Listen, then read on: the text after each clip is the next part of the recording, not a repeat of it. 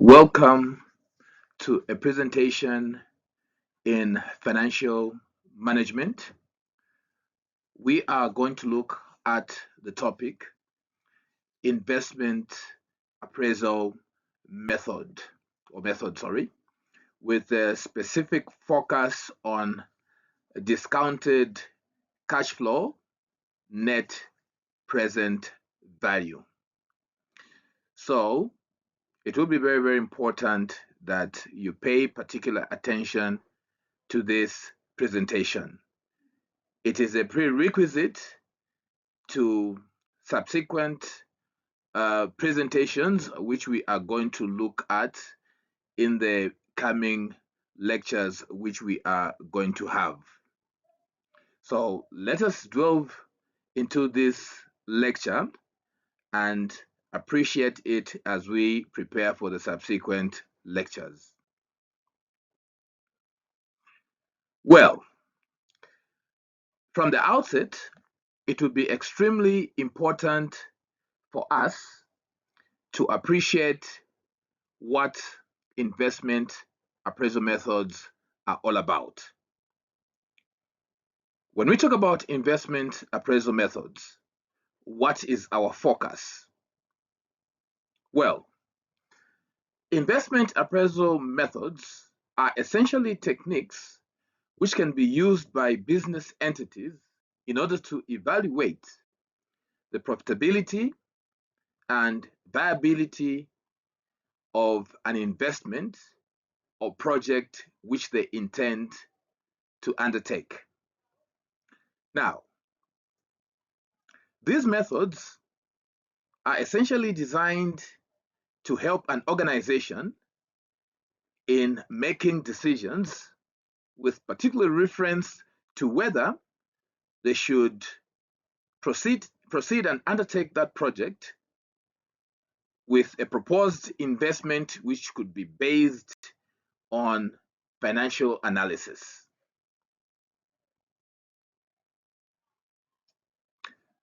Right. Having appreciated what investment appraisal is all about, let us proceed and have a discussion on discounted cash flows with a specific reference to net present value, which is usually abbreviated as NPV. Now, what is discounted cash flow? When we talk about discounted cash flow, our focus is to appreciate that it is essentially a valuation method which can be used by businesses in investment appraisal as well as in corporate finance, which we can also refer to as financial management. Discounted cash flow is essentially a technique which can be used in order to determine the value of an investment by estimating future cash flows and discounting them to their present values. Now, the most common used discounted cash flow technique that we are going to focus our attention on is the net present value, usually abbreviated as NPV.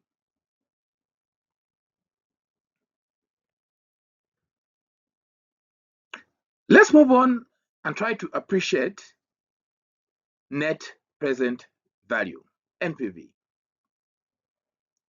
What really is net present value as an investment appraisal technique? Net present value can be described to be as the sum of the present values of all cash inflows and outflows which are associated with a project or an investment which a business has decided to venture into. Now, of what benefit can we derive from NPV as an investment appraisal technique? NPV is an investment appraisal technique which can assist a business determine whether a proposed investment is most likely to generate value by considering the time value of money, which we can abbreviate to as TVM. Now, time value of money is essentially a concept that states that money which is received today can be worth more than the same amount we can receive in the future. Now, we've tried to appreciate or understand the net present value. Let us proceed and try to appreciate the various steps which we can undertake in calculating NPV. Now, the first step with regards to the computation of NPV is that one, we should first of all estimate future cash flows. In this regard, our focus is essentially to try and identify expected cash inflows and outflows over the project's life. Secondly, we need to select the appropriate discount rate. Now, when we talk about the discount rate, what are we trying to talk about? Now, the discount rate is essentially the required rate of return, which can also be referred to as the cost of capital. So under step 2, we are trying to select the appropriate cost of capital, the appropriate rate of return. Then we move on to step number 3. Now, under step number 3, we need to discount future cash flows. In this regard, we are trying to convert future cash flows into present value by the use of the discount rate, also referred to as the cost of capital. Now, under this step, when we have looked at the discount rate, we now need to compute the NPV. In other words, this is point number 4. We are trying to compute NPV. But how are we able to do that? We are able to do that by subtracting the initial investments from the sum of the discounted cash flows. Now, when we have undertaken the steps which I've just highlighted, it would be important that we appreciate what I'm going to refer to as the decision rule. So now, what really do we achieve at the end of it all when we have done the computation or the calculation for the net present value? So the decision rules which relates to the computation of NPV would include the following. Now, suppose we have an NPV which is greater than 0. In this regard, as a business entity, we need to accept the project in the sense that this result will indicate to us that this project is expected to generate value. We move on to decision rule number 2. Decision rule number 2. In the event that the net present value is less than 0, in this regard, it can be a negative outcome. The figures which we come up with would show a negative result. Just a word of a reminder, we say that if the NPV is greater than 0, then we can accept the project. Usually in such circumstances, the outcome would have given out a positive figure. So an NPV of greater than 0 essentially gives you a positive outcome, meaning that the project can be accepted because it's able to or expected to generate value. Then in the event that the net PV is less than 0, in this regard, it gives you a negative figure. As a business, your decision should be that you should reject this project, in the sense that it will essentially give an outcome which would be a loss on the part of the business. Then the third decision rule which we have to appreciate is that the net present value will essentially be equal to 0. In this regard, we can say that the project has broken even.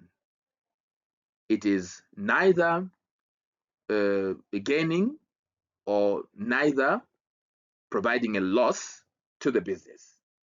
So those are the decision rules which we have to appreciate with regards to investment appraisal methods. Now, the net present value as an investment technique or method has a number of advantages and, of course, a number of disadvantages. So now, what are the advantages of the net present value as an investment technique? Well, one of them is that NPV essentially considers the time value of money. It pays a lot of, or it essentially brings out the time value of money. And secondly, NPV basically accounts for all cash flows over the project's life. Number 3, it provides a clear profitability measure. Then fourthly, net present value aligns with the objective of maximizing shareholder value. Then we move on to the disadvantages of NPV. Take note that subheading is supposed to indicate disadvantages of the net present value. So the following are some of the disadvantages of the NPV. 1, it is sensitive to discount rate selection. 2, it requires accurate cash flow forecasting. 3, it does not consider project size directly. So what we have looked at, class, is investment appraisal method techniques, particularly with reference to the net present value. In our next presentation, we are going to look at a question on NPV, then we shall try to run through it to arrive at a solution. So the essence of this presentation to you is that try to run through it, have a basis upon which to base your understanding during the next presentation.